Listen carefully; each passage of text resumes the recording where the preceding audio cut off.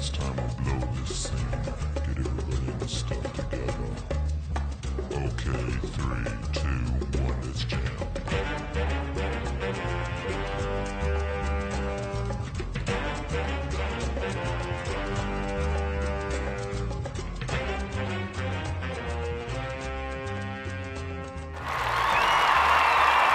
What does that mean? Oh, right. Yeah. Yeah.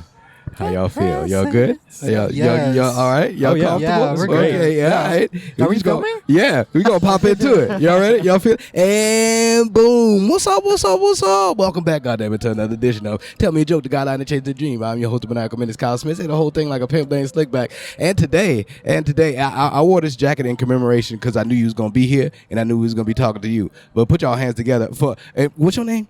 Julian. Julian. Okay. We got Prince Tchalla and Julian. Put y'all hands together. Put y'all hands together. There it is. Clap it up. And y'all are bandmates.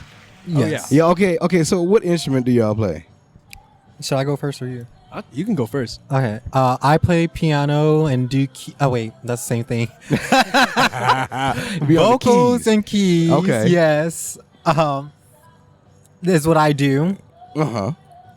In the band. Yeah, okay. What about you, Julian? I play the electric and the acoustic bass. Okay. All right. Now, if anybody doesn't know, because most people probably don't know, everything is so random on here. But Prince Tchalla is Aunt Boogie, who y'all probably seen last year, because this is gonna be, last year. It was last year, a few days, and then into the new year. All right. So Aunt Boogie's firstborn. You the only? Are you an only child? I have a sister. You have a sister. Okay. Yeah. She's older. But okay. So you the baby. Yeah. You the baby. There it is. Put y'all with Prince Tchalla, and I wore this jacket because it's a Black Panther Wakanda jacket. I got it from Disney World. Oh, nice. Yeah, I have a Black Panther necklace. This is. Oh, do you? Yeah, Okay. I didn't wear it today. I wore it last night though. How is it being a Prince Tchalla? How did you understand like what your name was until the movie came out, or? My dad always told me growing up what it was from, but I really didn't understand what it was until the movie came out. Oh, really? And then I was like, oh, okay. And then of course that's when everybody kind of figured out what my name was, and everybody was like, whoa, that's actually sick. Yeah. So yeah, That's dope. All right. So what got y'all into actually being musicians? Like what was your inspiration to drive you to where you're doing, the path you're going to now? Should I go first or you? Either one. I'll take this. Yeah, You took I the took the other last so I one. can You take this one. Yeah, Yeah, okay. yeah. So what actually made me want to become a musician? Because Yeah. at first I did not start out wanting to have that be a career or a possibility of a career. I was mainly doing theater when I was in high school, and I thought that was going to be my passion. I thought I was going to have a career acting or do stage plays, but during the pandemic, I found it hard to focus on stuff like that and like physical activities like that. But I was playing and practicing bass at the time, and I just had my bass with me the whole entire time I was at my house, and I just practiced, and I was just getting a feel for it, and then it wasn't until Prince, knowing a friend of a friend, knowing my friend, he found out from him that I was playing bass and that I knew how to play it. And he was a random meetup. Oh, it was. Okay. Very much so. And I mean, I had known of him, I had spoken to him a little bit, shared a few classes, but we weren't at the point where we are now. But he needed a bass player, and he said, come in for a rehearsal, I'm going to see how you sound, we're going to see how it goes. And I go in, and he's like, you should do the show. Yeah. And that was the first show I think I ever did at High Volume Music live. Okay. And every summer, every winter since, I've just been playing there. But what really made me want to be a musician was the support and inspiration and encouragement from everyone around in that Gives you that environment drive, specifically. It doesn't it? gave me so much of a drive. Yeah. And I loved that my stage presence and my performing could still transfer on to live performances, and that's really, really, really what started that whole thing for me. The combination of a previous passion and then a new one and then everyone else that's surrounding us and loving and supporting. I wish I would have had that drive when I got a bass for the first time at an older age. I was like, oh, this is fun. And then I saw everything that came in to actually learning the bass. And I was like, you know what? I'm gonna just leave this to people that actually know how to do it, that have been doing it for a while. Because I can't at this moment. You know, it's too much in my head to be. My fingers not long enough. I got fat fingers. I got fat fingers too. Don't let that stop you. Okay, I Don't feel let that you. stop you. That's inspiration right there. I appreciate that. I need some of that. So how about you? Give me one quick second. Yeah. Get it out of there. Yes, That is. I didn't want to be rude and do that while he was speaking. It's so polite. But yes, what got me into music has to be my dad, of course. I can't say that. And I'm not just saying that because he's standing right on the side of me. There he is. And of course, everybody. Everybody, bang. But he definitely was one of the biggest inspirations for me getting into music. He always told me that when I was just like in my mom's belly, he would play the guitar and sing to her and to me. And it just really just instilled that into me before I was even born, pretty much. Yeah. And then just constantly being surrounded by music with him. I was always with him by his hip, and be in the studio with him. He would always be listening to music when driving, when at home, just all the time. There was always music playing, just could never escape it. And I just ended up falling in love with it. And then of course, just falling in love with my own artists that I enjoy listening to and my own passion. So taking what he instilled in me and just elevating it for myself, pretty much, or remixing it for myself. Oh, that's nice. I told jokes to my baby in my wife's belly, and so hopefully he has a knack for comedy when he gets out. I don't know how that works, but I see that. Apparently, I think it rubs off a little bit. Yeah, I like that. Okay, that gives me confidence. Might have a little jokester coming up. He's just one right now, but this is the positivity that I like, because I like to especially speak to the youth or people that have so much time on their plate, like, because y'all are young. Y'all are like at 22, 20, you 21. See, in that area, I'm about to be 40, so I got another 20 years on y'all. So it's just like, as long as I don't look it, I feel as if I could be healthy enough to carry on what I want to do until I get to where I want to go. But still out here chasing the dream, to where it's just like, the fun of it is actually going out there and failing, going out there and being like, oh, well, at least I can't say I did not try. What is y'all band name? Well, we're more like, I guess we're like session musicians, or like, we share a lot of stages together. Yeah. What does a session musician mean? Typically, you can pretty much think of it as a musician for hire. Okay. In a sense. We do shows together, though. Yeah, pretty much. Yeah, freelancers, guns for hire. Yeah, I love it. We do shows together, though. Whenever we are all together, and typically we just go by mixed events. That was just something that I came up with. If we even go by anything, we're just known as the band, because it's like us. It's Prince, me, and then Lawrence. We got a drummer, and then Bella's also a drummer that we know, and we usually like all get together and like we're all in the same area, and we're asked to like be on the same show. Yeah. So we're just like, whenever we're introduced, give it up for the band. And the band. Our trademark is always just that we're young, and we're the youngest people on the stage. I love that. Mixed Events is a dope name, though. I agree. What? I don't know why it didn't stick. Y'all didn't agree with that? I mean, we could go, because literally it could just be like TB, the band. True, but you also had Diddy, and that also making the band, and he also had the band. So, do you want to associate with Diddy? Never mind. Do you want to be your own thing? We'll remix it. We'll take it back to drawing board. Mixed Events is. I haven't heard it, So it's good, because we play mixed events. A lot of events, and we do a lot of genres. Like, we don't let any type of music stop us from playing. And it's the first one that spoke to you. Usually that's the one that you call, that you stick to. You got to call on it. That's because I came up with that back in freshman year of high school. Oh, perfect. Almost like back in the day. And now it got history. Yeah. It got, hey, man, them historic moments is the ones that you really want to, because you got a story about it now. You know, it's like, where does this come from and why is it this now? Like I had a group, Young Funny. Shout out Young Funny. Back when I grew up in New Orleans doing comedy and everything, we had our own little group, and we have a signature that we have, and we have a logo that I made for everybody. And in the beginning, when I was making this logo, it was supposed to be Young Funny, and the way I was going to put it together, because I do graffiti art. So I was trying to put it together, and the way I was putting it together, I was like, well, I'm gonna put this like this to where it all says one thing, to where it all meshes together. Like Young is spelled this way, and Funny is coming through it like that. Oh. And the way I did it, you know, the way I drew it out, like in graffiti style, it looked like a swastika. And I was like, oh, no, this isn't a swastika. And I showed it to all of my friends, and they was just like, that looked like a swastika. I was like, no, it's not, man. Look, man, it's just a Y. The Y is weird. That's all it is. Look at it. It just says Young Funny. It's like, we get the concept, Kyle.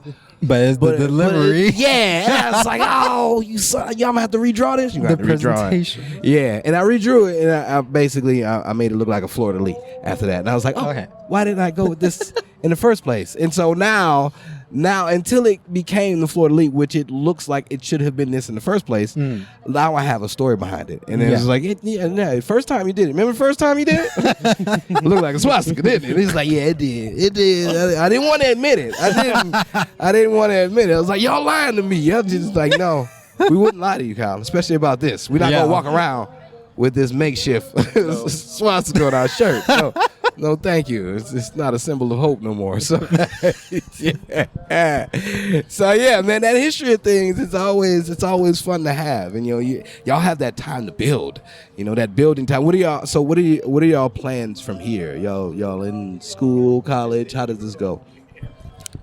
Who's taking it first? Jump in there. Well, Dutch. We're on our last year of undergrad semester. Okay. We're seniors now, and I mean, I can't speak for us, but we're at the points where we're starting to get near to having to know where we're gonna go and what we're gonna do after graduation. Okay, and good. That is very fun, but it's also very scary. Yes, it is. And it's also very unknowing. Oh, we jumping off the porch. It's weird. It's weird. But yes, it is. Yeah. We just finished up our first semester, and now we're going into our last semester of undergrad. It's crazy to me, but wild. We're just gonna keep going with the music at this point. And I mean, honestly, for me, I don't see myself doing anything else. In fact, I'm gonna try and go to school for music specifically and try and get a master's in hell yeah. See, y'all know what y'all wanted to do early. Yes. I did not. And now my bones hurt, and it's like, can you keep it up? I don't know. But yeah, so are you there for the same as well? Or what is your major? So I'm composition for new media. Okay. Up in Massachusetts, Lowell. And I do music up there, and I also do have my own band up there as well.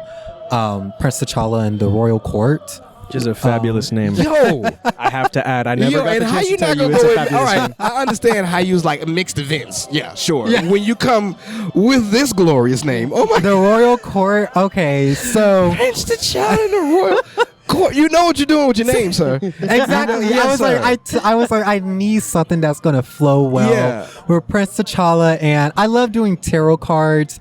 And I was thinking about just cards and deck of cards anyway. I was like, the Royal Suite, and I was like, no, that's not gonna work. And I was like, wait a minute, who makes up the Royal Court? Because there's always a Royal Court that helps us support the royal family. Yeah. And so I was like, the Royal Court is what I'll call the band, because they're supporting me, but we're all in this together.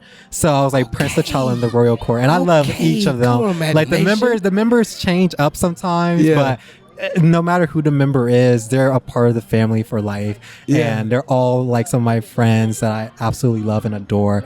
All great, amazing musicians. Yeah. So yes. Hell yeah. Hell yeah. All right. You have a vibe as if you have like your presence on stage, it really gives off like I probably have a copper jewelry ring right now, but also like I'm going right. How do you present yourself on stage? That's what I would like to know. Ooh, okay. Yeah.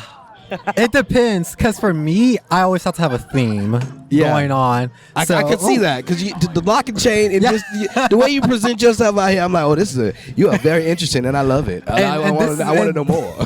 And this is even like a full outfit. Since I'm visiting home right now, I left most of my A-list clothing up in my apartment. Okay. So this is kind of just like trying to look very presentable, but I can go even harder than this. I love fashion so much. Fashion is one of my other passions. Brown right now. I love. Yes. And so whenever I'm performing, first I always think of a theme. I'm like, what kind of theme do I want to go with? And then I'll build my clothes off of that. So back in the springtime, I got to open up for one of my favorite artists named Alita. And it was springtime, and a lot of songs that we were doing were pretty upbeat. Yeah. So I was like, okay, I want to go for a spring fest kind of vibe. And so I was like, I want to do like pastel yellows and greens and pinks and blues, and built a really cute little springtime outfit around that. And I typically like to have at least one piece of garment or two pieces that are standout pieces. Something that's going to like, your eye's going to travel to and be like, whoa. And then travel to something else and be like, whoa. And it just all meshes together. So typically I'll do like maybe a really interesting top with interesting shoes, or interesting bottoms with an interesting like glasses or hat or something like that. Something to just give your eyes enough to take How in. interesting are these shoes? Platform? They're spikes? platform. What are we doing? They are. So one of my other favorite artists, her name is Melanie Martinez. Yeah. And they did a collaboration with this UK foot design brand called Koi Footwear. And I stayed up. I got up mad early to pre-order the teddy bear stompers, which were designed by her. And it's pretty much these pastel pink and blue platform boots that give me like 5 extra inches of height. And they have these like conjoined bear twins on them that buckle together. And it's just, it's a very elaborate. It's very elaborate, beautiful like boot to wear, and I absolutely love it. It's one of my favorite. And it's, when I tell you, that's an eye catcher. Like no matter where I'm at, anybody looks down at my feet, they're like, whoa. I love a good boot. I love a good boot. I say love that you came with a conjoined bear? Conjoined bear, yes. Those are the ones you wore in Massachusetts, yeah? I went to go visit him for Thanksgiving, and he had those shoes on. Like every other fifth person was like, I love your shoes. It really does work. Oh, I need to see. My wife needs to listen to this episode, because she's gonna be like, oh my god, I know exactly which one he's talking about, because she's into the American Doll, and so like that I've went with her to here and an American Doll, whatever it was, conference. It's just a whole. It's not a conference. I'm just to me, because I don't know what it is. I'm just like, what are all these people here for? You know, and when you get there and you're like, man, y'all here for these elaborate shoes? These are so, hey man, everything is elaborate. She got some platforms with some heels I saw some skates in there, and I was like, oh, okay, I see what it is. You know what, let me get these skates real quick. I'm a big quad skate fella, so if you can go ahead and throw some elaborate quad skates out there and I can find them in my size, oh my goodness, thank you, American Doll. Thank you, because I got a tiny foot, and so to say that they had some in my size over in American Dolls, I was like, I don't get any of this, but I'm gonna get these skates though. It's very, I love it. I love it, and that's another thing too. I'm like, if I like it and I think I can make it work, I'm gonna buy it and find it in my size, because originally they sold those shoes in UK women, so I just had to, and I'm terrible at math too, so I have to do a lot of calculating what my size would be in US American men.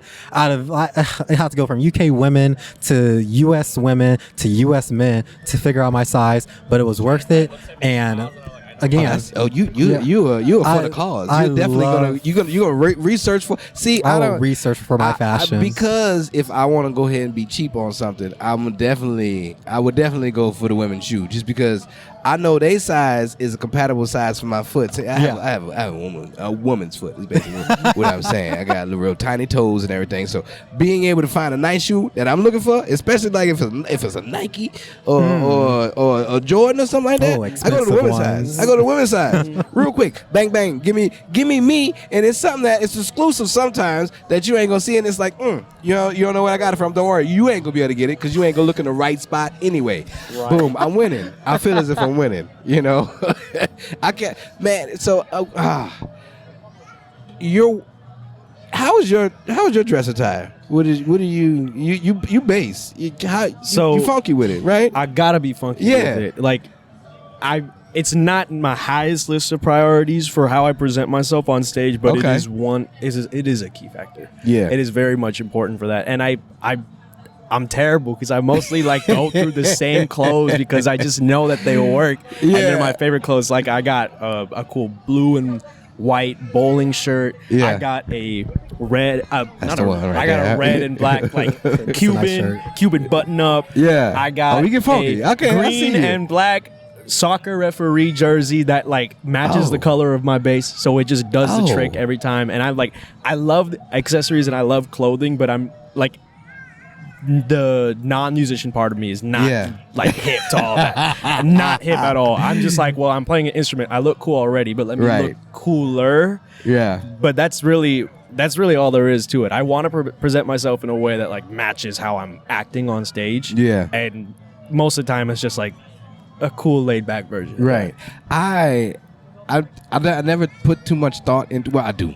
I lie, because I take both facets of when it comes to entertainment on stage, like, because I do comedy and I also do poetry, and the poetry side of things, there are beautiful people over there, and you're just like, oh, you gotta come correct if you're gonna be on the poetry stage. But the comedy stage, there are rascallions in the audience, and you don't care about who sees you, what you're doing on stage. And so it's just like, oh, you didn't come here to be presentable to people, because you're not as presentable right now. You're shit-faced. And so it's just like, what's happening? But, that poetry side, so it's just like, I might as well keep up the facade of like, I like to present well on stage. I like, sometimes my wife puts my wardrobe together, but she's all vintage. Like, her style is vintage, butterfly glasses, lip glasses and shit. Exactly. That's why I'm like, oh, my wife would love what you're saying right now. And so all of that, and so I love that side of things. And so she's able to go ahead and be like, hey, I found these bell bottoms, what you think? And I'm like, yeah, let me see them. It's like I got a plaid color with a blue stitching on the inside, and it comes over, and I got some Stacey Adams that can go with it. Yeah, with this like Lenny Kravitz vest with the fur on the inside. You about to make me go shopping. Come on, son, I know. I'm just saying. About to go thrifting. Yeah, exactly. I'm about to get my Macklemore on. I'm about to be out here actually, Buffalo Exchange. My partners put me on thrifting, and I was like, I didn't know it was like this out here. Thrifting is the best thing. Oh my, cheap. When I tell you, majority of my closet is made up of thrifted clothing. Yeah, it is so much cheaper and better for an environment, because I that was another thing that I really got into when I started getting into fashion, is trying to be environmentally friendly with clothing. So there's a lot of stores that I don't shop at anymore because of that. I feel you. My wife has put me on all game, and I'm like, oh shit. She's like, you turn these in. I was like, what are we doing? I was like, what? You turn it in? She's like, yeah, we turn them in, get a store credit, and go ahead, look at that. You got a Hey Arnold shirt out of this. I was like, who's even making this print? Like, where does this print come from? Like, what the fuck are we doing? Like, it was very surprising to see the things that I saw in most of these places, and I was like, I'm all for this. I haven't been, I couldn't tell you the last time I've been inside the mall. The mall is a great place to go, but like for the fashion that and the expense that it was in that mall, I found better things at thrift stores compared to just like, I spent $70 for the same thing that I spent. I bought 2 of these in here. I'm like, I don't understand. Just because, to say I shopped in the black store? Is that what happened? It was nice. Thank you. But you charged the hell out of me. And I didn't appreciate that. I like the jeans, though. They last. They did last. They lasted a very long time. The stitching is amazing. But yeah, like, this is the path then, right? Do you have any other inkling of what else you might want to do, just in case, like, if you get tired of music, which I doubt. Yeah, I saw it in your face. I saw it in your face. No, I'll never get tired of it. Like, I'm in a situation to where it's just like, I'm never going to be tired of it, but now I have a family starting off, and it's just like, hey, you know what? Eventually, you're going to need to at least get a little sleepy. And I'm like, shit. Okay. So it feels, like, do y'all think it's going to be forever? I definitely think it's going to be forever me loving music and doing music in some aspect. I'm sure at some point, once I get like older, I'm going to be like, I don't think I feel like jumping around on stage anymore. Yeah. Like I may do like lower key shows and things like that. But at some point I'm going to be like, I would rather just let whoever the next upcoming artist just be able to take off. And I enjoy songwriting a lot as well. And I would love to also be able to help other artists, even now while I'm doing just my own thing. Yeah.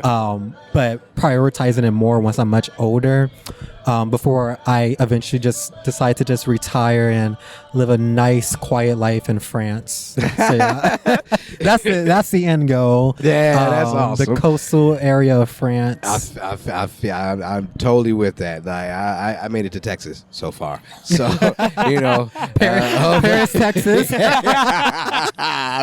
That's about all I got. So like I want the adventure to continue as long as I can keep it going, and it seems like y'all are very goal oriented. Like you're definitely gonna make some, especially at this age. Like at this age, I did not know exactly what I was. It felt as if I was forced into college, and like if I would have went to college for the right criteria, instead of thinking that, like this is going to help me excel me into where I want to go. I understood that I wanted to be in some type of entertainment.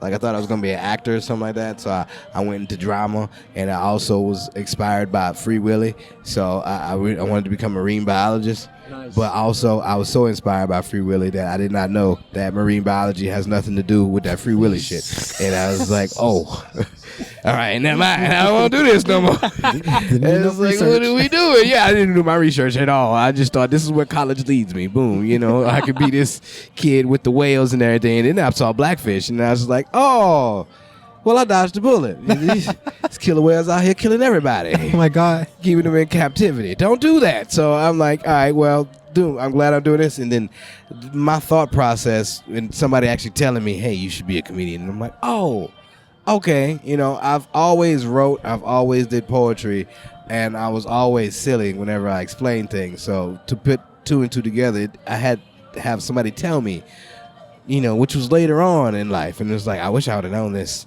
sooner, and it seems like y'all have a grasp at exactly where it's going now. Like you already have your persona, like you already have, like, so when you write, what do you prefer to write about more? Damn. Yeah. I mean, it's weird because when you write, when I write, I really, it's almost like I'm not thinking. It's almost like that was already in the back of my head, and it just like goes all out and everything. And when sometimes I pick up an acoustic guitar and like mess around with it. I'm also starting to get into writing my own compositions for just the bass. Yeah. And writing in general for music is always just an impulse driven thing. Right. It's a very instinct driven thing, and I just let the music take me in that way. And I prefer to work like that, and I prefer to like have no strings attached to that, and just completely feel myself letting go and being allowed to express myself in a very particular way. Yeah. Oh, that was deep. Oh, I like that. How's your experience when it comes to writing? I just write. No, I'm kidding. I'm Prince Tchalla, bitch. I just put words to paper. I just look up to the sky, and the angels touch my forehead. I'm like, boom. Yes. Album done. No, I'm kidding. That's a very Prince mentality, like legitimate Prince mentality. I could just see. Yeah, that's awesome. No, for real. That's knowing him as long as I have, yes, that is exactly how his mind works. Yeah, it's perfect. You got the right name and everything. That's how I'll let people perceive it. But underneath, I'm wrapping everything. Yeah. It's very what is the word I'm looking for? Turbulent when it comes to writing for me. Yes, because I'm a very emotional person as well anyway, and I typically write based off emotions. Yeah. And especially the stronger of an emotion I'm feeling in that moment is typically when I will start writing something. So rather that be some kind of just like heartbreak or argument, or I had a very, very just like exciting day with my friends. Like that's when I'll feel more inclined to write about something. It's just hard for me. It's hard for me to just sit down and just write with no kind of like inspiration. I need to experience life in order for myself to be able to write anything. Oh, you got it. And most of my songs are based off of just true things that happened to me, and maybe I'll just like embellish them a little bit just to give a little bit more interest to the song itself and everything. And also be able to make different versions of the song that still sound different with different words and different meanings. That's real deep too. Yeah, and again, I love things like tarot cards and astrology. Yeah. So a lot of my writing also comes in. A lot of those interests come into my writing as well. So, and also, it's really hard because I have so many different interests. So I will sprinkle all my interests into my music. Like I will put in a random interest about Pokemon that only Pokemon fans will understand. Yeah, I'd love. So it's like having little Easter eggs for certain people to be like, oh, that's a Pokemon move, but he used it as a lyric, and it sounded really good. Yeah, and it's like, and it's just like, oh, he wrote a song based off of Venus, the planet, but also the star sign of like Virgo, and mixing all of these different things together, but it all works. And I took a songwriting class this semester, and it really helped me to smooth out the edges, because there was things that I were really good at when it came to songwriting, but there were some things that I really needed to touch on and to work on. That class really showed me what those things were. And it's really taking me back to the drawing board and being like, okay, how can we write the best song compared to what I have already done? So everything that I did last year, I'm just like, okay, that honestly just isn't good anymore. And it's like, I need to now elevate it. And I'm sure I'm going to feel the same way, because I do have new music that I'm working on right now that I'm like, okay, this is sounding really good, but I'm sure in a year's time will be like, I can do better and I've done better already. The levels. So you see the levels already. And it's not about just like washing away the past stuff. It's about learning from your past and building on that and building upon it, because it's like you're just constantly building and elevating yourself, and no matter what area of like art that you're doing or whatever like area of life that you're in. So, definitely. I've being in this stage of it's called Tell Me a Joke, Guideline of Chasing a Dream. You can follow it on it's on YouTube, Maniacal Minutes Comedy.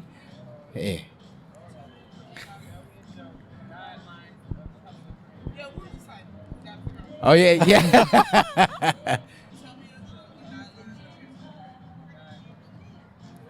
You probably if you just look up Maniacal Minutes Comedy on YouTube, it's come on in. I'll show you. Both of y'all's hair look amazing, by the way. Boom.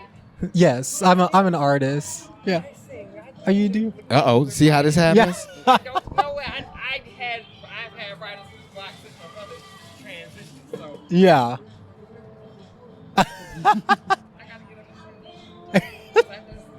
There we go. It's fun, and writer's block. It's hard to get through. Right, that's it right there. Yes, yes. Thank you. Have a nice day. You have a beautiful day. That's how that works. Connections happen, man. The universe comes together, and it's like, hey, this needs to be said. It's like, oh snap. Okay, here you go. That's how you get more people to recognize you. And this game of just being an entertainer and like being I guess someone that can touch someone else's soul, basically, because like what we do with our music and our art, like I was saying, from what I've done to where I've become, it's transitioned from me just wanting to do comedy, then to me putting my poetry together, because the places that I have been put in situations to where I can't just stick to comedy, and I had to like actually level myself up to do something that I love, just so I could be on stage and to be, you know, a part or one with what the people are doing, but also be myself. And so that's kind of how like my comedy poetry era came in about. And now it's a thing to where whenever I go, people are like, hey man, you about to do that grandma thing? I'm like, yeah, I'll tell you about the grandmas, man. So, you know, to be able to do something like that and to have that thought process whenever I am writing, which is difficult now to write poetry, which is extremely silly, because I look for punchlines and I understand what's good and what's not. But the more I think about it, the more I see that people prefer basic. You know, you don't necessarily have to go into depth about a certain topic when it comes to, because what people want is just like, oh, that was too deep for me. Like I couldn't understand that. But when you were just saying this, that was silly. I like that. It's clever that you're even doing this. So, you know, I'm one of those people that put way too much on myself. How do y'all deal with the pressure? It's so funny that you mentioned the try to keep it basic, because that was like one of the critiques that I got in songwriting. Oh, yeah. It was like I put so much effort into making it very in depth with a lot of my songs, especially one of the songs that I like written for the class, that it kind of just took like my classmates and peers out of the music to where they're just like, what the heck is an event horizon? What is all this space astrophysics terminology? And it's not even like I was trying to do it to be like, that's a great move, by the way. I'm very deep, I know all of this stuff. No, like, I was just doing it because it's just like, oh my gosh, I love space and astrophysics and all this stuff. Exactly. Like, Yeah. So get it out. but it's like, I was like, oh, that's right. I'm not just writing for myself. I have to remember to put myself in the listener's shoes and try to explain it in a way that if they know astrophysics, they'll get it. If they don't know it, there's enough context clues for them to understand it to where they can still enjoy the music. And so the pressure for me is just always trying to be true to myself while also not trying to be like everybody else. Yeah. So that's like the pressure for me. And the way that I deal with it is by having people like Julian and the rest of my friends that are just amazing, like-minded individuals to keep around myself, and then my parents as well, my family, and just a really great and strong support system to help keep me grounded and tell me like that's good, that right there. You're good. No, you ain't got a yes man in your corner. You got people that like, they'll tell me straight up. Yeah, and I love it. Yes. What about you, Julian? I feel like a lot of the pressure in what I do stems more from internal pressures and rather than anything outside, because I'm not going to try and let any outside influence stop any sort of drive or passion that I have for what I want to do, because that is what I want to do. I want to keep being an artist. I want to keep making music. I want to keep making people like hear and share experiences, like and know that I have something to say and something to offer. But many of the pressures that I find myself in are just where to start sometimes. And I feel like I shouldn't be at that point to start asking that, because I have started. I've already started like a long time ago, but it still feels like with every new thing that I learn, there's always another thing that I have to like put on top of that. It's like one question opens up like 4 answers. And you know what I mean? Or one question gives way to many other questions, and I try to stay focused a lot of the time. Man, these are things that I definitely think about as an artist as I go and through this journey, and I'm like, I wonder if anybody else thinks this way. And to say, when you say things like that, it's like, oh, you feel it. Okay, yeah, you in the same boat. All right, cool. All right, so I'm not crazy. No. Like these are valid thoughts to have when going through the motions of like because now I'm getting to the point just like, do I keep doing this? And when you run into things like that right there gives you validation of like, oh yeah, keep going. Like, like people see what you're doing, and it's not like I'm out here being silly or it's actually out here for a cause, kind of sort of. And I didn't mean for it to be the way it is, but it kind of just molded itself into what it was just because of the person I am. I have the energy to where animals and stuff gravitate towards me. So, I'm able to, like, this is our first time eating. So, and to say that, we've had a conversation like this on the podcast, people are like, oh, I thought they've known each other for quite some time. It's like, no, this is the first time meeting. I'm just very interested when it comes to somebody that is also an artist, somebody that is also out here, chasing the dream. This is why tell me a joke is we don't come on here telling jokes. We have jokes to say, but basically a guideline of chasing the dream, because ain't nobody telling you how to go out and do this. Ain't nobody telling you what you should do or what gets you where. We kind of figure it out on our own as we gradually get better at what we're doing. Which is psychologically it messes my mind up. Just what's called. Yes, the other day, I've been learning this classical piece, and I recorded it and sent it to my friends in our group chat, and they were like, you need to play piano for us more. And I was just like, I really do. Yeah. Because at some point in college, I was just got that internalized fear, just like, I don't think I'm that good at piano. Like, maybe I should just like stick to singing more often and just producing and everything like that. Yeah. And But whenever I played piano, people would be like, wow, you're really good at piano, even other pianists. And I'm just like, maybe I've been gaslighting myself into thinking I was bad. And I just need to stop being stupid. The imposter syndrome will get you, man. The imposter syndrome is so real, and it happens to every artist. Yeah. Every artist, whether you're a painter, photographer, musician. That imposter syndrome will just creep up on you, and you don't even realize it. I have been having to fight demons often as I've been going through this, and the only thing that actually gets me through it is to be able to talk to other people. Mm-hmm. It's been a minute since I've actually been able to have a conversation besides the last time I talked to your dad. So it's just like, all right, I need some type of okay in my mind to be like, hey man, it's okay to feel this way. It's okay to have these type of emotions. Not sure what's gonna happen. My whole thought process behind it is like, I don't want to end up what happened to my father. Basically, nothing's wrong. It's just that he's an artist as well. He paints and everything. He draws and all that. He actually did the mural for my son's room. It's Peter Pan mermaids on one side. It's amazing. It's amazing shit. And it's just like, this is cool. Like, he still has this in him, but he stopped pursuing that because family came, and it's just like, and now I have family, and it's like, you gonna be selfish? You gonna just think about yourself, Kyle? And it's like, oh man, So these are the things that I go through as I deal with this. And as I've been doing this podcast for about 5 years now, you can see the beginning of where this started and how it's progressing now to where it's just like, he's really out here like this. It takes a lot because you don't get to see the behind the scenes. You only see the finished product.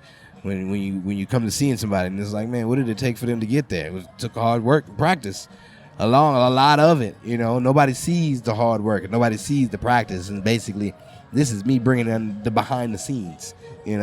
So it's a joy to be able to speak to somebody, and it's like, man, I could talk like that. I've been trying to become a public speaker. You think this is working? I think it's working. So. Okay, all right. Hey, new profession coming on in, man. I gotta do something, but it ain't just like you said, man. It's where do I start and how do I start? Like, I don't know how to begin something new, and jumping off the porch into that water, man. The water gonna be cold. Now I like the cold water, but eventually once you're in there for a while, it warms up. So it's just like where to begin?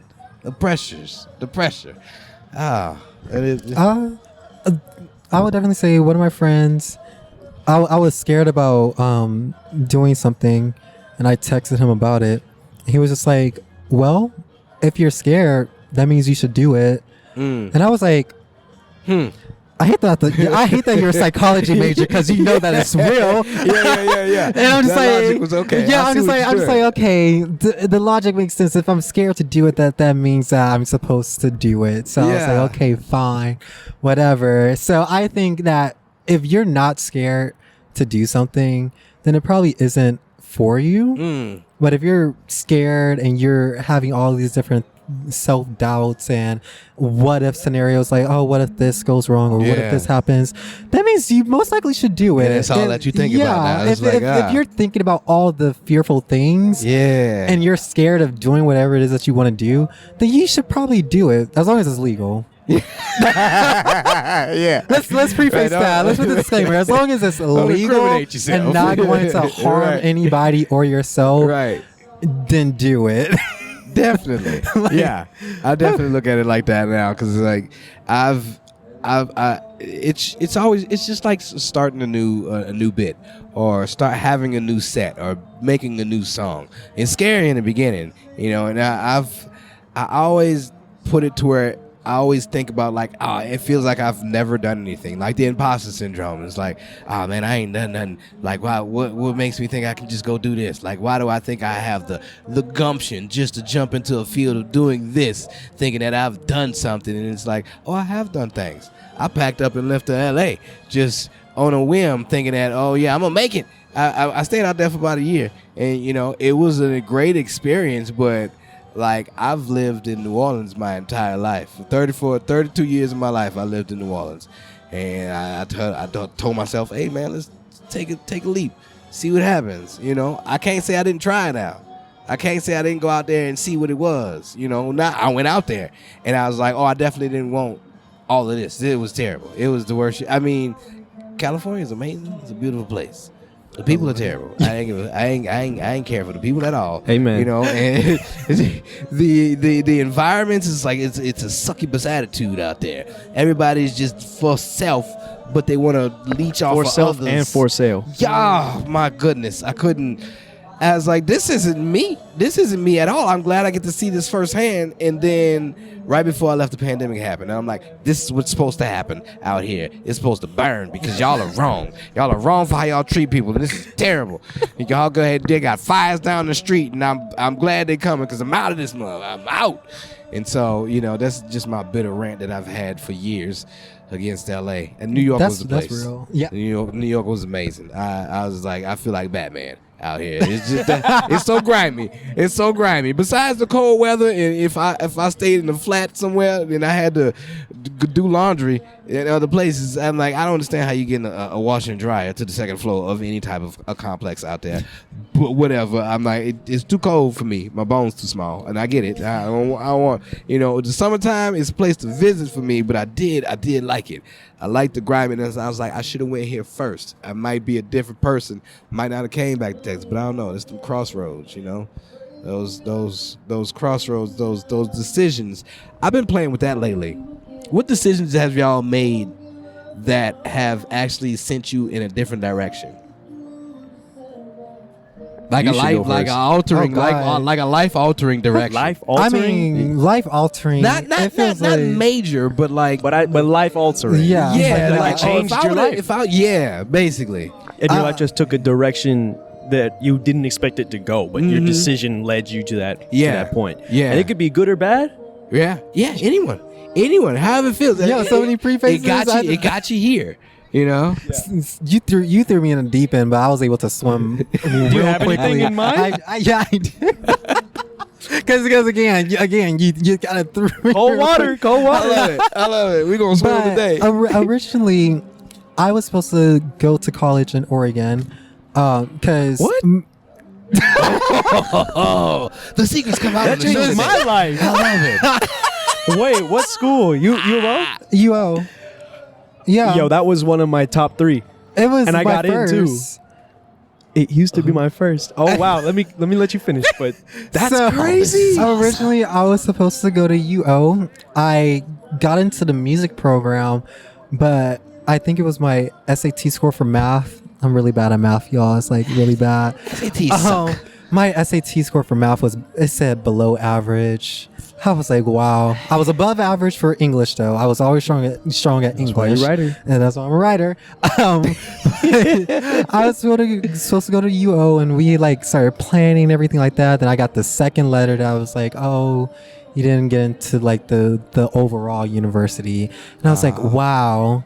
And so I was like, because I knew I didn't want to stay in Texas because, again, one important thing about life is just you have to be able to move on from your hometown, at least stay somewhere for at least a year, just to get some kind of life experience outside of the immediate area you grew up in.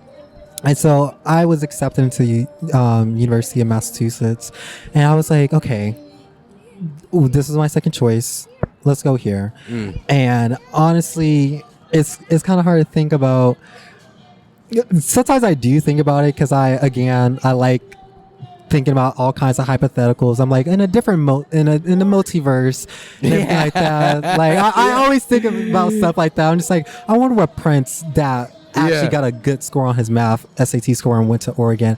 I wonder what his life is like right now. Like, because of course I would have met different people, but I wonder if they would have been adjacent to the people that I've met being up in Massachusetts. Honestly, I think we'd have still met the same people regardless of how it would have just took some time. I would have met the same people. They just would have gone by the same name and had the same face is what I like to think about it as. And I definitely would have had a completely different experience, and I definitely wouldn't have been able to visit Julian for sure, since we share a coast now. So because originally we were about to just be all on different coasts, all of us, but having at least one person, because I was pretty much the only person, because you're in New York and you have like 5 of our classmates from Houston that are up there in New York. 5? Yeah, it's that's about a good 5 number. y'all. And there's probably more too. Probably more. But at least the ones that you've interacted with more often. But in like our friend Lawrence, the drummer, he's in Florida, and there's people from Houston there. Bella, she's in Houston. She stayed in Houston, so she's a lot more accessible to a lot of people. So here, but I was the only person that went to Massachusetts, and I really just started with a completely just blank slate. Knew nobody, never been up north. I had the furthest I've ever been from Texas was California, and that's on the West Coast. So it's like East Coast living, very northern place now. New state, new faces. People ask me where I'm from because of my accent. Just all this new different stuff. weather. Different weather. I actually do love the code, so that worked for me. Oh, there you go. Like I'm not showing it too hard right now, but I'm actually burning up right now. I can imagine. I figured that we might have. I love that. Probably been better if it was inside, but your daddy said y'all was up here, so I'm like, hey, I don't mind being outside. I love the code. So a lot of people are just like, oh, it's so cold up in Massachusetts. I'm like, I love it.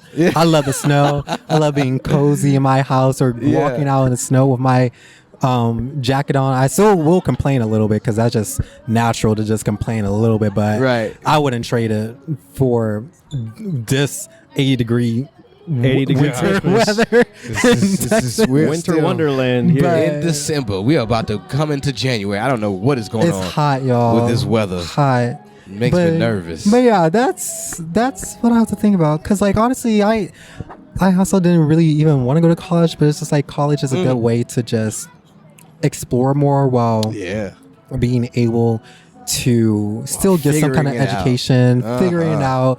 Because that's why one of my favorite shows is Grownish.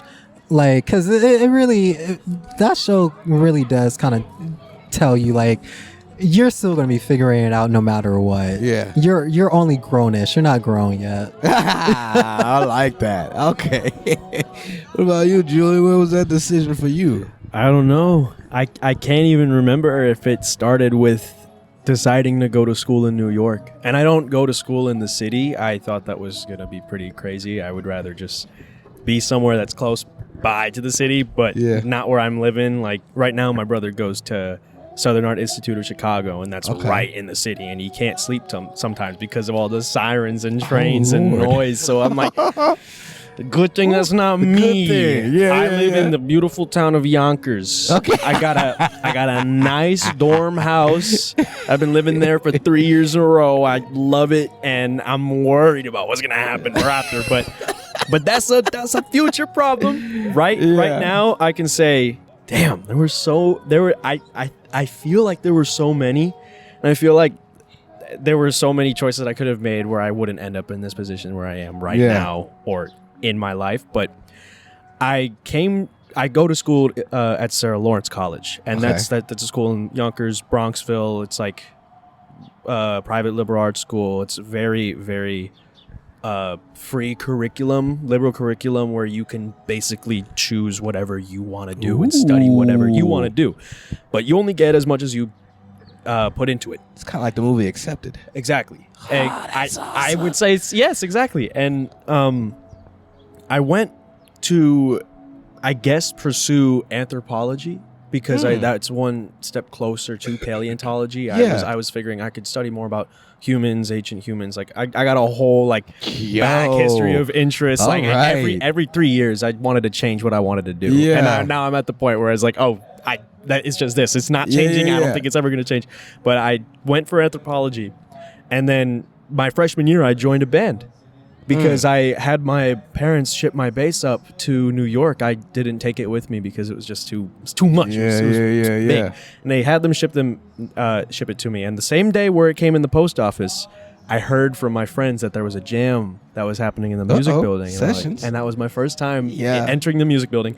I go into this jazz room. It's in the basement of an old mansion that was turned into the music building. Oh, that sounds amazing. And there were 14 people inside that small room. I can't even, it was crazy. They already had one bassist in there, but I plugged into another amp. And while he was doing low end stuff, I was doing high end stuff because I was plugged into a guitar amp. So it's not like they could hear me. But I was like, I'll turn it up a little bit. And one guy, his name was Owen, and he, this jam was happening because there was a battle of the bands that was going to occur in 2 weeks, and he needed a band. He had started off making music in his own home, and he needed a band to play the songs live.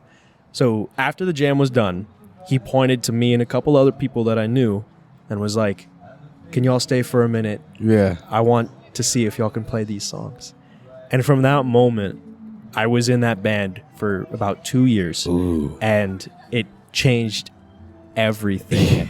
I feel like it's only one band and it was only 2 years, but I feel like I know so much more about how how a music industry can work, how a band can work, how playing with other people can work. Everything has become so clear now that it was like before, or throughout being in that band, it felt in an ocean with fog everywhere. And after that band, light. And it showed me a way. It showed me how I should approach things. It showed me how I should go about making friends with musicians, being business leaders with musicians, and going about showing people what you can do, showing people your art. It really taught me so much. And I was thinking about leaving the band, but then before I had that thought or could suggest that thought, Owen was like, we should go on a tour. And I was like, I want to go on a tour. That would be my first tour, baby's first tour. So I got to go on this tour.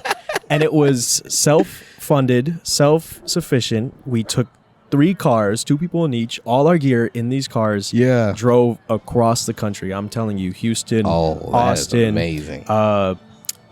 Where else did we go? I'm forgetting already. St. Louis, right? Connecticut. We did go to Pennsylvania. We didn't play in Pennsylvania, but we passed through Kansas City, St. Louis, and Oklahoma City, Cincinnati, just across the country. We all were going to school at the same time, at the same place. So we were just we're going to just drive up to New York and head there. And that tour changed so much for me, for better and for worse. Yeah. So it really changed how I think about music and how I think about playing music, how I think about presenting music.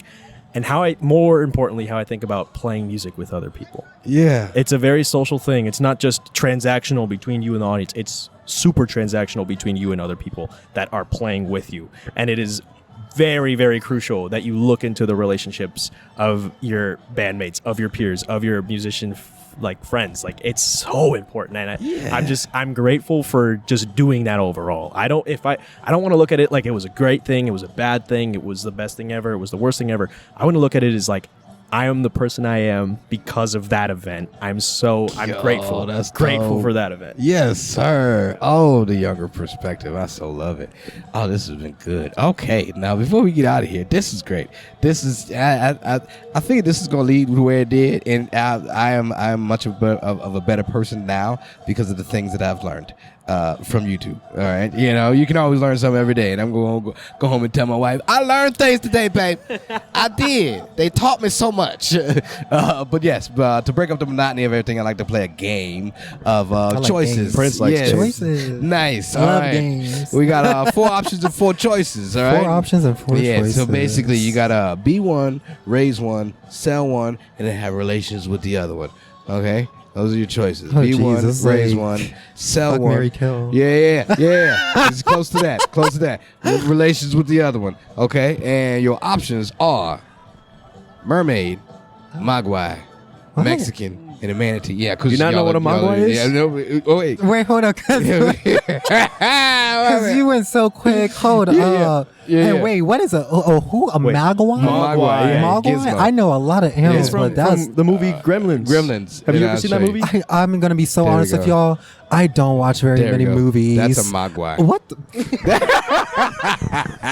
know what? I actually tell have me. seen that. Don't I tell actually me. have seen You that. know the lore about it, behind him, right? I don't know the lore. You can't feed them past midnight. Yeah. Or otherwise okay, he'll so start it's just getting like the wet. rest of the Or gremlins. get them wet. Get them Yeah, wet. you can't get them wet or they'll Okay. multiply. Okay. Okay. So you gotta be one, you gotta raise one, sell one, relations with the other one. Mermaid, mogwai, Mexican, and a manatee. Okay. Why is Mexican I know. in there? It's just like, that's the one that I like It's not even the alliteration. Mogwai, the one that threw me off. It was that one that actually threw me off more so because I was expecting a bunch of mythical creatures. Mythical's a fun word too. It's an M word as well, so that can also work. As long as it's an M word, I can change it. But for now, it's Mexican. Relations. Okay. With Mexican. Okay. And then what were the other 3 options? You gotta be one, Be one. raise one, and then sell one. I'll sell a Mogwai. Okay. Because I'm gonna You- accidentally black get that mark, thing you definitely wet. getting money. Yeah. Definitely get money for that. Okay. And then B1 and what was it? Sell one? Raise one. Oh, You raise. sold a Mogwai. You got to be one of them. You got to raise one of them. What are my other 2 options? You got a mermaid and a manatee. That, you know what's worse though? The reasons that mermaids exist is because I'm pretty sure I read somewhere is that the ancient sailors they would like have intercourse with manatees. Yeah, they because thought they they were were so yeah, because they thought- and that's where the whole Scurvy. notion of mermaids came from. Exactly. So it's just like it's like You it's see like the choosing conundrum between that you have. it's like choosing between a rock and a hard place.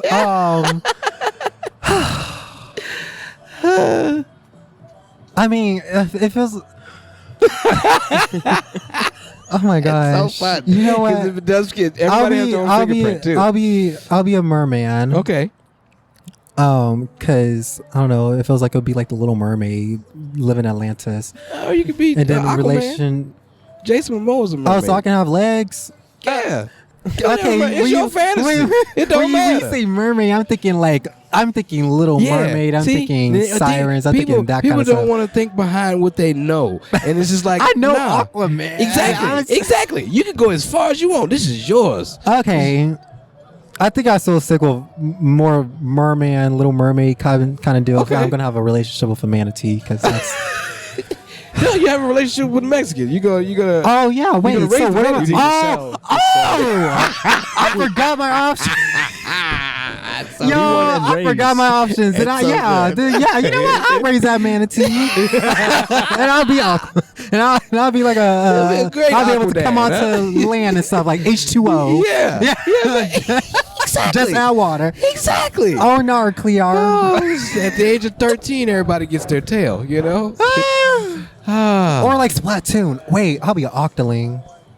See, you got so many thoughts now. See, you can go so many places. Once you open it up, I'll be an Octoling, Splatoon. If you know Splatoon, I gotta Google these. I love These are new for me. Octolings. They're cool. Oh, hell yeah. Okay. Oh, that's good. Now you see where it can go. I see everywhere Boom. it can go. Have at it. I think my answers are probably the same. I'm gonna be honest. Because relationship with Mexican. Okay. Sell Mogwai because that's what happened in the movie. But he sold it. Didn't he sell it for free? This is your fantasy. Get rid of it? Oh, this is your fantasy. I'll sell it the for- black market is not I'll sell it for You can everything. multiply and That thing's for then sale. sell most of them. Whoa, you're right. Just Feels don't like that feed may be them, a little but put inhumane, water but on them like- and then just oh my god, market, whole market. It feels like it's a We're little trying like to inhumane, ruin but like the world. hey, We're gonna take the just world keep over. one, but like have it multiply to like a cage. Or whatever. Yeah, sell one and then pour some water on it, and then here you go. You can have that one. I can have the new one. But don't get greedy though. Once you have a good portion of money, then just like Oh, trust. finish out the sale. Oh, trust. That's They're the problem lucky that happens in I'm a lot the of one movies. selling No that. one's ever came up with this scenario to keep a few for yourself as you sell it. You're still selling it. Well, yes, I they're love very it. fun and entertaining. I love it. Okay. I think, and it was raised or raised by. No, raise one. Raise one. Raise Okay. one. I could raise the manatee, and then become a mermaid and take the manatee to the other mermaids, and find myself in a higher social status than I was before. I don't think manatees are going to get you into a higher social status. Nah. It's a joke between the manatees and the mermaids because they got the sailors fooled. They're like, we told you they believe us. We told you. That's a great scenario. This is the most So I amazing. figured out how the whole operation works. This is a way to end the year right here. That was awesome. Like I don't understand. Like the people have taken these certain places to where it's just like I did not expect it to go here at all. Yeah, And- that thing for a loop for sure. Oh, the loop-de-loop. I love it. Oh, good. Oh, this is a fun time. This is a grand time. Really, thank you guys very much. Man, before we Thank get out of you. here, let everybody know where they can follow y'all at. You can follow me on Instagram, YouTube. What else is there? TikTok before it gets banned or not. I just saw another article saying that TikTok may not get banned. I'm like, okay, we're going back and forth with this again. But anyway, It's too lucrative. Prince Tchalla official on everything. That's